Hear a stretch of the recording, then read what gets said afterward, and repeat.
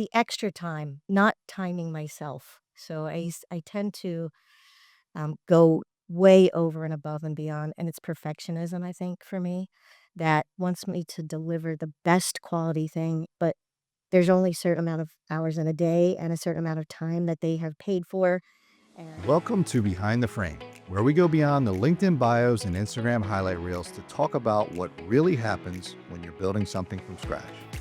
I'm Jay Duffy, co-founder of Frame Wealth Partners, business owner, husband, dad, and guy who still wonders if winging it counts as a legitimate growth strategy. Spoiler, it does sometimes.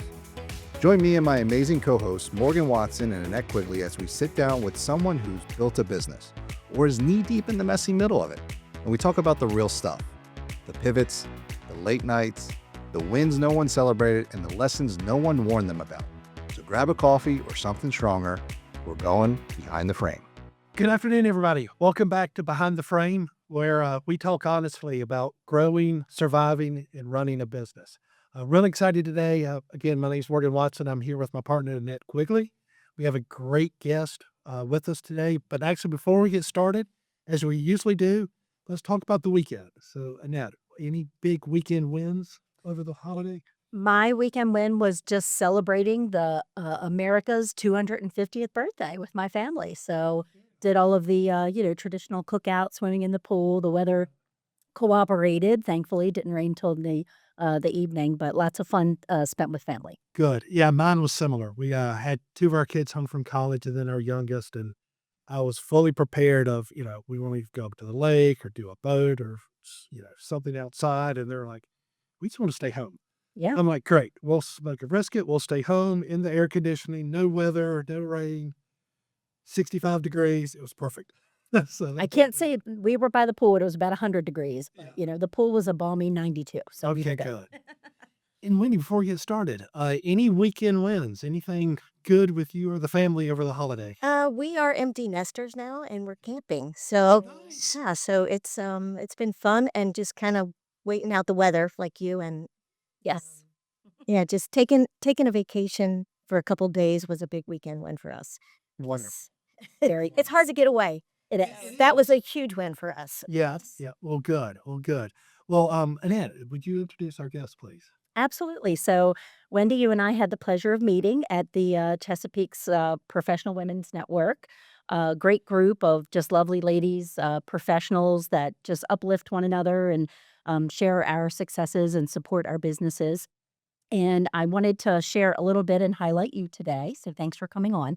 Um, Wendy, you kind of have business experience in the corporate world. You blend that now with your passion for design, and you share a lot of that on your website, which I am very similar. I'm an open book, so thanks for, kind of sharing your journey. We'll talk more about that today. But, you came from an accounting background. We wanna know kind of what inspired you to, make that transition. So again, thanks for sharing. Thanks for being here today, and welcome to Behind the Appreciate it. Frame. Yeah, absolutely. So, go to school, get out of school, and you start as an accountant or CPA. Yes, yes. So I did. And my first job was auditing banks. Okay. So I worked for a small firm, and what you do is you work the hours so that you can get that certification. Yep. And I found that I didn't really like that. I really enjoyed the auditing part of it. And I had worked at Sam's Club, which is part of Walmart. And one of my managers said, "Why don't you think about going down to our corporate office?" And I'm like, "Oh, the audit office for Walmart?" And so I did. So after 2 years of being in that auditing banking area, I went to Walmart's corporate offices, and I was an auditor, internal audit. And that was the best thing ever because it was like a vacation that somebody else paid for. Yes. Very nice. Very nice. So it's interesting because when I think interior design, Mm. I don't initially think auditor, accountant. So you're kind of in two different worlds, a Exactly. lot of it. So how did you kind of manage that? And then kind of what got you out of the auditing and really more into the interior design, which So apparently is really where your passions are? 20 years later, so you have a career, you Yep. raise children, but early on in those really stressful times. So with accounting and corporate, you're closing the books. I mean, it's midnight, it's 2 a.m., you're waiting for the next pass to come through. it's high stress and you got to show up the next day. And so what outlet do you have? And most people have hobbies, And so at the time, there was no HGTV. So there were these little programs and there wasn't YouTube. And so there were hobbies and you started watching some of these new developing shows and home improvement was one of those. And so on my weekends, I started doing some of these home improvement things and that was an outlet, that had always been there, crafty, whatnot, but that wasn't practical. Nobody goes to, go to school for a job like that, right? Yeah. Yeah, so it became, it ended up being just more or less, my creativity came out. And then once I decided to stay home with my kids, it again was something I did on the side. I started doing interior design for free for my friends, painting their homes, going with them to do sampling. What do you like? Oh, this. I had a natural knack for it. But again, I'm like, who's going to pay me for this? Right, right. Yeah. So any mentors along the way that kind of inspired your journey, or do you feel like it was kind of just through osmosis that your hobby turned into Oh, no, something you definitely. kinda get paid You for? have to see people who look like you, who don't have that degree, don't have that formal training. And you're like, oh, I could do that. So, Joanna Gaines is definitely one for me because she and her husband, well, yeah, Chip had really paved the way for people who didn't want to have this, what I would say, it's like a contentious relationship. You always see these people and it's very scripted with television. Oh, what is he going to say? That wasn't drawing me in at all. But when I saw them, it was just this sweet personality coming together, this team, and which is my story now. I work with my husband. Oh, wow. Yeah. So And you haven't killed each other yet. no, no, but, you asked what happened. It was like, well, I ended up having to, it was a divorce, actually, and that's really what broke it all apart. It was like, "Well, what am I gonna do now?" And I never wanted to go back to a cubicle. I never wanted to go to corporate life. I was like, but I didn't really know how that was gonna happen, and I met this guy, and he was a contractor. Isn't that funny? It's Oh, well, really? I never would have gone out with a contractor. It's always, it was corporate. It was, not on my pathway, I thought, but you just let life throw you those kind of surprises and just go with it. Had you thought earlier on about, I should make this jump into being a interior designer, or was there hesitation, or did was it just more of a timing issue, or was it kind of almost forced upon you? Oh, no, it wasn't forced upon me. I thought, "Okay, what am I gonna do?" I'm like, "Well, I'm gonna start taking classes. I'm gonna get in there. I'm gonna do something about it." And so I thought, "What's the easiest way that I can get into this while I can still kind of, work some part-time or something?" My kids are in school, so it was not good timing. I wasn't gonna go back to get a formal degree, but you actually can do that online. You can actually get certification and get those designations you need online. The world is so much more kind to us coming back, to the workforce. Yeah. It's easier. It's not we have to drop everything, go back to college. So I did that. So I ended up getting certification for design and staging. And the very first job I got, I approached some realtors and they're like, actually, we don't have any staging work, but uh, we're buying a bakery. Would you like to be our designer?" And the very first thing I did was the Newberry Cafe down in Bel Air. Oh, wow. Yeah. Okay. Isn't that crazy? So he's like, oh, so you kind of, uh, You have that confidence when you leave that project, like, "I can do this." yeah, I did. I had always had that. So that is part of me anyway. Nice. I just come in, show up, do it. Yeah. And I feel like with business, so, like, I too left the corporate world similarly and then joined, my business partners and became an independent, certified financial planner. So there's always risk. So do you feel like what was your kind of biggest professional risk that you've taken, thus far where you might have thought, "Oh, I shouldn't have done that," or maybe I should have done that differently looking back? Yeah. I try not to look back. I really am a forward thinker. I'm in the moment mostly, like now. This is nice. um, But to be very honest, I mean, I am an accountant by nature, so I'm risk averse. And so for me, it's the saving, not the investing. And so some of those things required that I needed to invest either in myself, in coaching. So some of those investments were a little bit painful because as you're making money, mine was like, well, I can't make more than I can't spend more than I'm making, but sometimes you have to. And so I invested in some really good business coaches. Yeah, we're a big believer, and we see that over and over, professional athletes, business owners, CEOs, they all have coaches. I think the big key to that is you know what you know, but it's the things you don't know that can make a big difference or that potential kind of speed bump down the road. Exactly. Um, what were some of the things working with coaches? What did you find as you kind of get into this business owner world that they helped you the most with? Was it kind of structured how you view being a business owner? Or was it more kind of just So it quieted a lot of the noise out there. okay? So there are so many voices on the internet. Anywhere you look, you're going to find something and somebody's going to sell you something. You need to do this.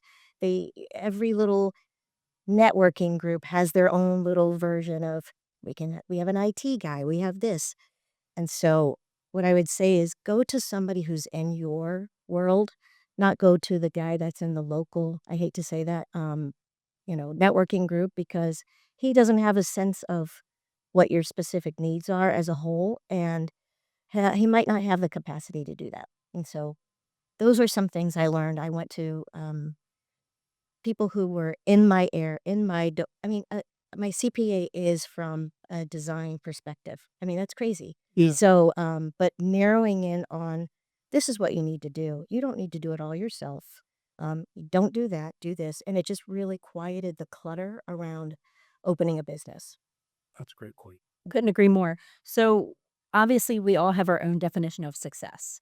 And I think early on when you start a business, success has one definition versus today, it may have a different definition. So, can you kind of define how success, the definition of it, has changed for you over the years?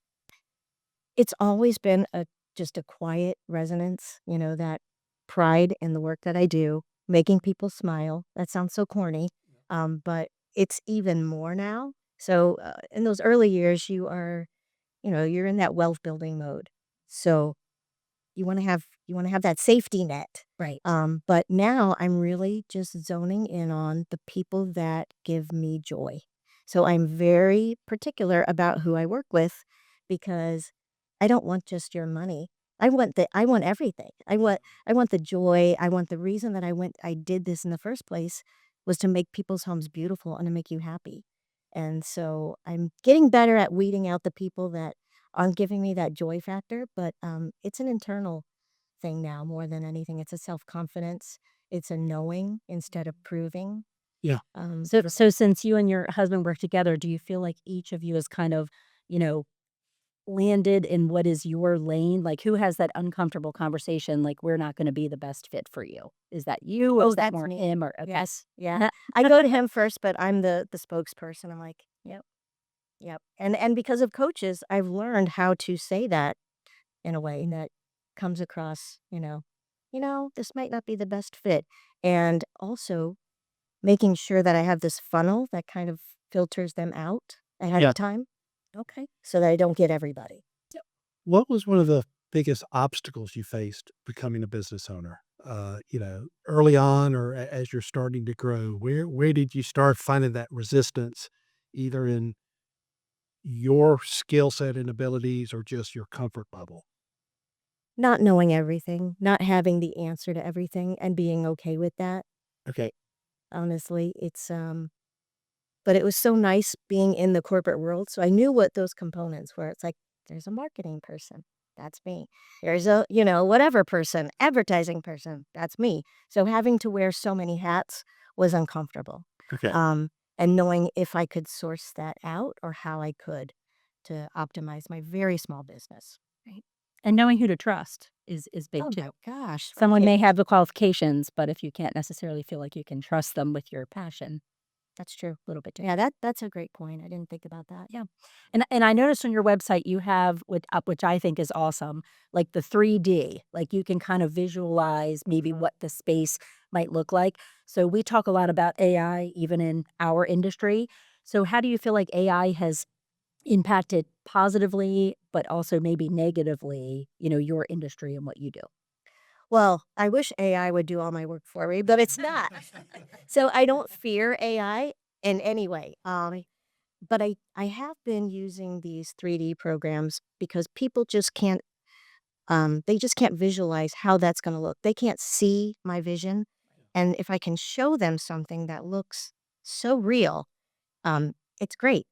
Now, what happens with AI is I've had people, do these AI things on their own, so it's almost like a little head start, but they notice too that they can only get so far because there's models in AI that aren't real products. It's like, well, that's not even a, so that's a Right. struggle, but I like them to be able to be on the same page as me. It's like, okay, let's talk about your dream. What does it look like? Okay, we can work with that. And that's the end result. It might not be all those components, and pieces, but they're a little closer. Yeah. And we don't have to spend so much time talking about it or getting hung up on a term like, are you coastal? I don't know. Is Yeah. that blue? Yeah. Right. Yeah, so I like AI. So you mentioned one of the big things that really helped you grow in your business early on was the coaching. What was something early on, a decision you made that really worked against you? What was one of those kind of things a decision you made early on that you was like, all right, that was really a bad choice? Um, not the extra time, not timing myself. So I tend to go way over and above and beyond, and it's perfectionism, I think, for me, that wants me to deliver the best quality thing, but there's only a certain amount of hours in a day and a certain amount of time that they have paid for. And I was giving away a lot of my time and not recognizing that. So that I don't know if that answers the question, No, but no, it is true because we see so much of that. We often say, perfect is the enemy of good mm, enough. Um, and nothing's ever perfect because it may be perfect today and 6 weeks from now, it's not perfect anymore. And right. having that ability to understand, especially as a business owner, your most absolute valuable asset's time. And Yes. you've got to be really kind of guarded with that because it's hard to, you've got too many fires you got to tend to, and it's hard to, you know, And it leads to burnout, it does. and that was 100%. you know, a familiar friend back in the day, the burnout with corporate. Corporate burnout was one thing that led me to stop working and stay home with my kids. So it was Yeah. like, you know what? I only have one chance. So I recognized it, but at the time it's like, it's happening again, so that yellow light, red light. Yeah. Right. And that's a good segue to my next question because I know you share on your website the redemption of second chances. So kinda explain a little bit more about what that means to you. Like, I feel like you have to be kind to yourself sometimes as a business owner because, to your point, we put so much energy into our business. Oh, definitely. I think everybody deserves a second chance. I think the older I get, I look for the heart matter instead of the action. I don't associate the two. I'm a little bit better at reading that. Um, but as far as second chances, I mean, it's like the physical second chance of, our home has been a metaphor for our life. We started over. Both of us were divorced. He for 7 years, myself just a year. But we bought this old barn and we did the whole like fixer upper thing here. And it was like every time we undid something and we made it better and gained a skill in the process, and then our relationship coming together, it just became this thing like the fixer-upper couple, it's like you're learning together, you're building together.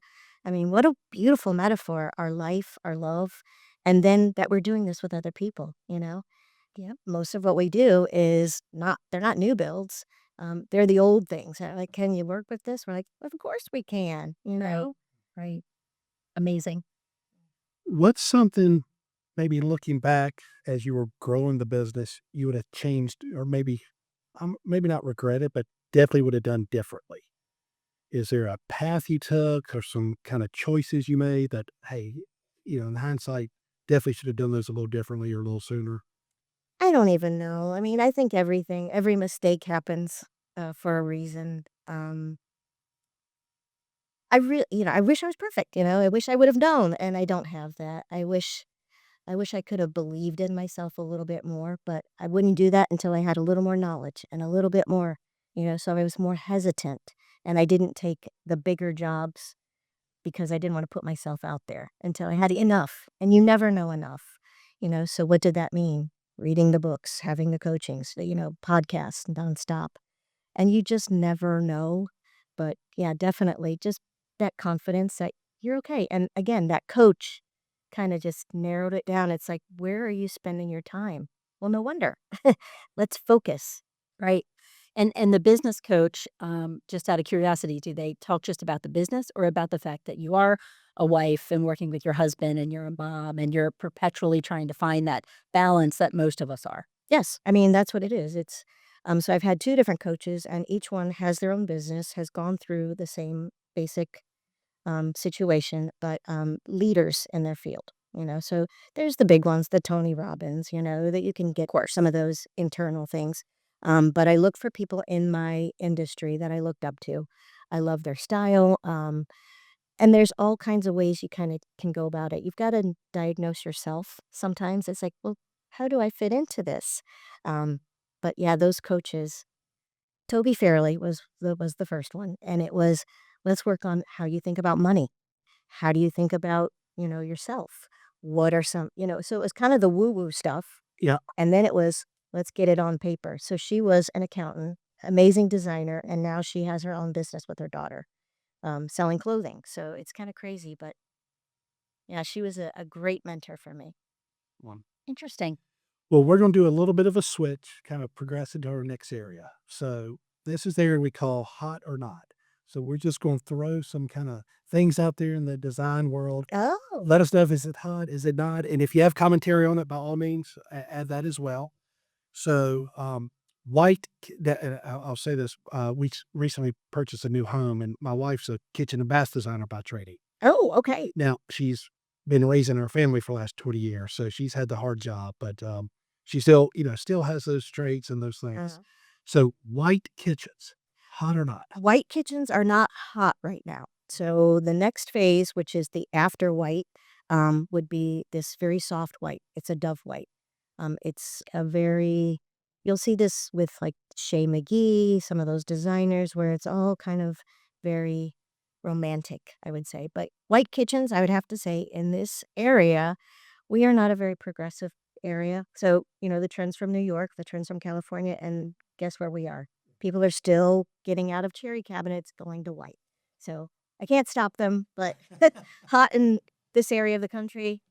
I would think it's hard to not, say this is my opinion. Like I would have done that, but Yes. I'm supporting you for doing that, right? You have Yes. to kind of have that boundary. Well, they pay me to give them an opinion, and so I do. Yeah. Yep. Yep. Truthfully.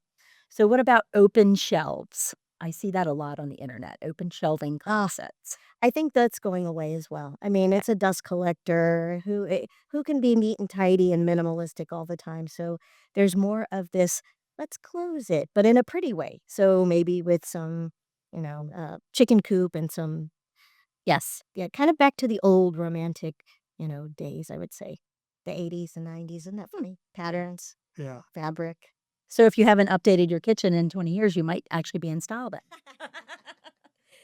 Yeah. So cooktops, gas, electric, induction. Are you seeing the Well, trend? induction is amazing. I've only had 2 kitchens do it, but I mean, I would go induction if I had to, and you do not have to buy all of those special, pots and pans. That's how they sold it in the past, was like, "Okay, you're gonna get this, oh, now you gotta throw out everything," and you don't. As long as there's, a magnetized surface on it, you can use it.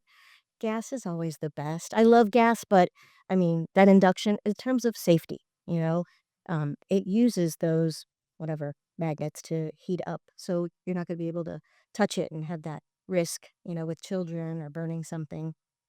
I have induction. Morgan has gas. He's very much the chef of the family, so he appreciates that. Not electric. Yeah, no, no. How about quartz versus granite? Um, Most people are choosing quartz, Okay. which is a man-made product, Mhm. but I like I always like something that's what they call a living surface that is, natural mined. I like granite, I like marble. You can have marble. Martha Stewart has marble. It's just how it is, sealed, and also how upset you'll be about the first, stone, the first imperfection. But yeah, sports is really where people are right now. Okay. Okay, wonderful. What about wallpaper? Making a comeback or no? Love wallpaper. Yes. Wallpaper is hot. Okay. I don't think it ever went out, but yes. So you're seeing all of this wallpaper come back, like historical wallpaper, but they're taking these archives. And I visited the York factory up here in Pennsylvania, which produces 90% of the wallpaper and all of the designers and houses. And they are using the old templates they showed us or whatever, and just doing different colorways. So the newer colorways are going to be the burgundies, greens, or whatever, and using that same stamp to recreate those newer looks that are timeless. And you're like, why do I like that? It looks so familiar because it is. That makes sense. And what about I see a lot of the shiplap and the accent walls, and I fear that sometimes when it's overdone, it's kind of like the old paneling trend that all of a sudden Oh, you're right. no one likes paneling. And as you know, so do you see those kinds of walls coming down in the near future as we maybe shift to the next, trend?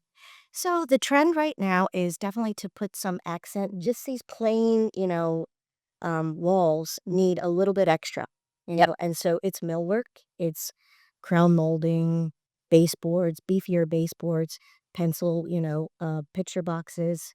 But I don't mind an accent wall. And every designer says, oh, that's so bad. But every time I look at one of their, at the magazines, there it is. There's always an accent wall.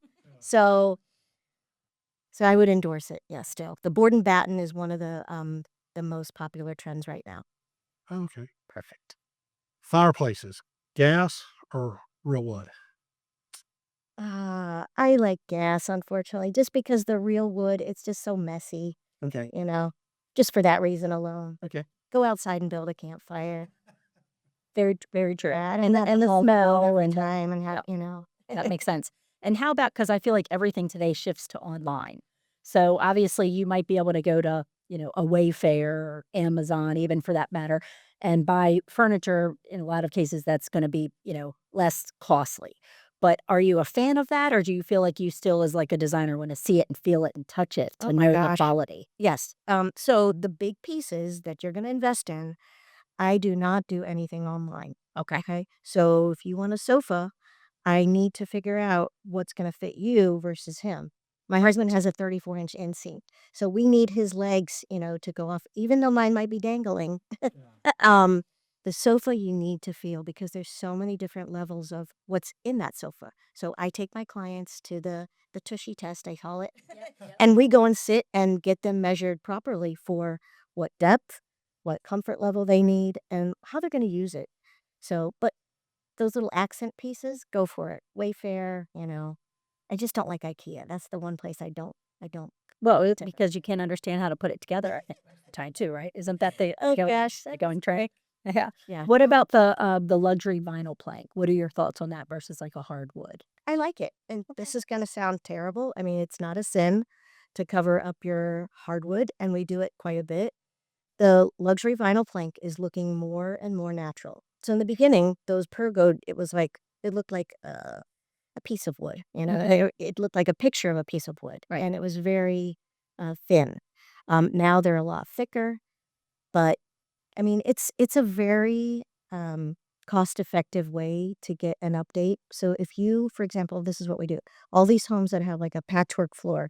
Here's a tile over here that's white. Here's some old carpeting. Here's some really rough wood that's 3 inches. You don't want to restain it. You don't want to buy new wood. We've just been going over the top with some really nice, I mean, quality. You can get like anything, the cheapest version, or there's a more expensive quality version. Good to know. Yeah. So next area, we're going to talk about plead the fifth. Oh, no. I know. So we're going to ask you some questions. We're going to tell you how many we have, and you get to plead the fifth. So you could not answer one of them. Okay. We'll try to not make them too bad, I promise. Okay. All right.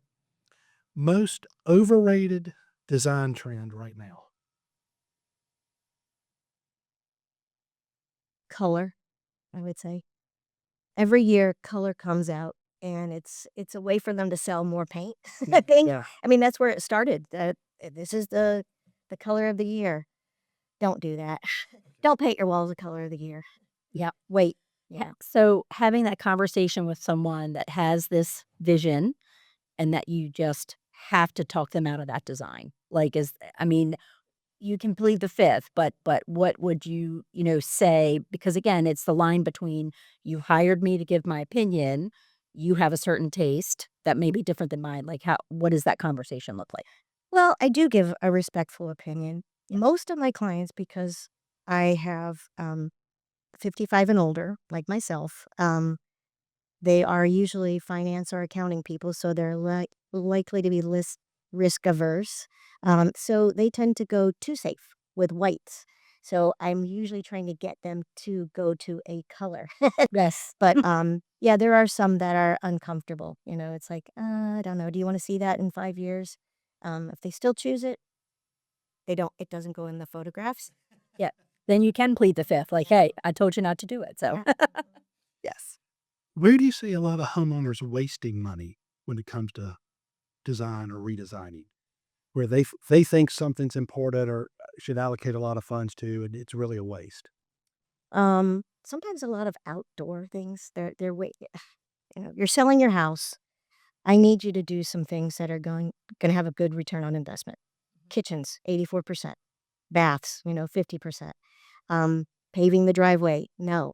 Okay. So usually it's the men, that are doing all these other big things instead of focusing on the places that people are looking at. Kitchens sell homes. Yep. And your wife knows that, kitchens sell homes. So any money you put into that is definitely going to come back on your appraisal or, if you're going to sell the house. So hesitating on not making those investments. They're not costs, they're investments, for your future and for you now. So with your, always seeing new ideas from clients and, helping clients, do you feel like you're always wanting to change things in your own home? Absolutely. My house is it's a test lab. Okay. So my husband's like, where's that going? I was like, it's going upstairs. And yeah, I actually am going to paint my dining room parakeet green because I just got tired of it. I'm like, I've had it. And so what happens is if I was I'm usually a trendsetter. I've done something. And when I start to see the masses, I'm like, Target has navy stuff. I'm like, "No, I gotta get rid of this. I don't wanna look like everything else on Amazon or Kirkland's or wherever the mass production has ended," because it filters after a couple years down to everybody. It's like, "No." Makes Have sense. have you ever had to fire a client mid-project where it wasn't a relationship and you just had to get out? Yes. Tough conversation, not tough conversation. Yeah, very hard. Yeah, this is just not gonna work. And so one of the reasons why I am able to do that and it's not so hard is that when you come on board with me, I give you I'm very open and transparent. This is how I work. So if I'm waiting for you to make a decision or say yes, imagine you're building a home. You want something, you can't just wait for you. Decisions have to be made. There is an economic component to that. And so there is a list, and I'm always telling them, this is where we are.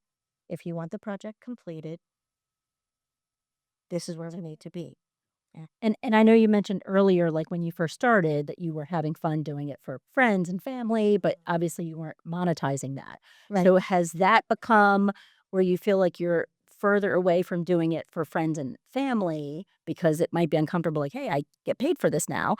Do you feel like you're typically just doing it for clients, or do you have friends and family that have become clients? So that's true. The friends and family become clients. And I have a person today. I mean, it's like she was one of the Girl Scout moms, and now she's a realtor. So everything is about the relationships and when they're ready.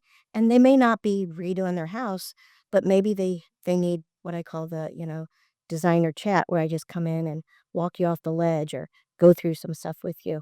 It's like going to the doctor's office, maybe in a smaller way, but they become some of the best um announcers. I'm like, they vocalize it. It's like, "Oh, Wendy, I know Wendy," So they are the mouthpiece for me sometimes. Those referrals, it really helps.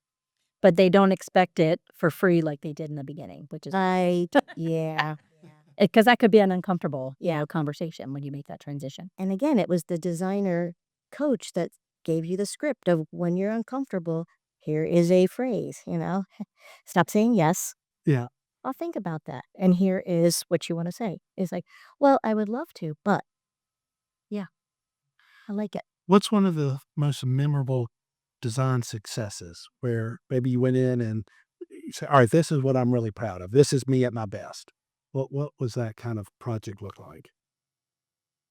So there is a home where we met this client, and most people just find me on the internet. I mean, Google is the best way for me. So those 5-star reviews, that's what people are looking at. Lady found me.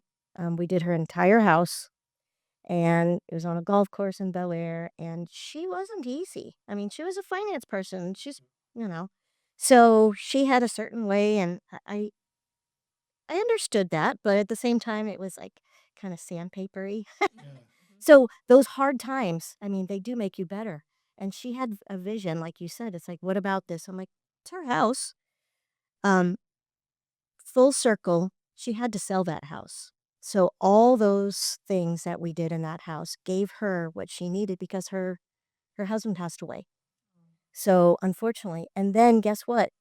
She bought a little townhouse, in town and had us come back in. And just looking back on that, and so that's on my website. And not the story. I never divulge those personal things, but again, it's like, wow, I look at that, I'm like, I did that, you know?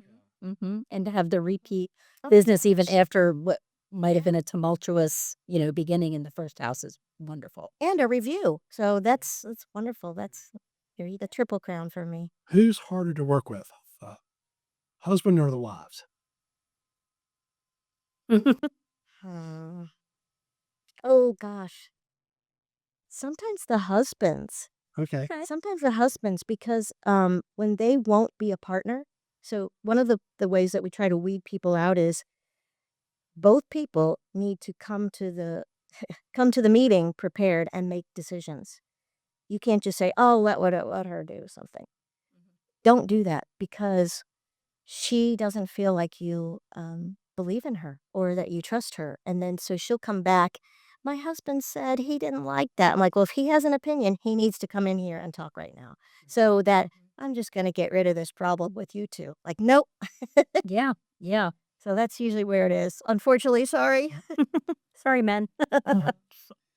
Well, listen, it's been an absolute pleasure. I mean, you've grown this great business organically, which is incredible. Taking such a chance, like you said, kind of that second redemption, and really growing this. Any advice you would give to business owners out there who are thinking about kind of, I've got this calling, I really want to make this change. I'm a little hesitant. What advice would you give to business owners? Do it. It's the just do it, the Nike. I kind of like jump in the deep end of the pool. Um, just take that chance. I mean, it's exhilarating. You'll impress yourself. You won't know how much you have in you until you try. Yeah. And like you said before, you wished you would have believed in yourself more. So if you have someone in your circle that's like, oh, you shouldn't do that, you just need to believe that much stronger that you can. Right. Yeah. Yep. Well, thank you so much for joining us. Appreciate it. Really appreciate it. And for any of our followers, check her out at wendmilldesigns.com. And again, your specialty is busy professionals, primarily in the accounting and Yes, financial yes. space. Empty nesters. Yeah, empty nesters that are looking just to, give a refresh and make their home flow and just, fall in love with it again. Exactly. So thank you again for joining. It's been great. Thank you so much. Thank y'all for watching.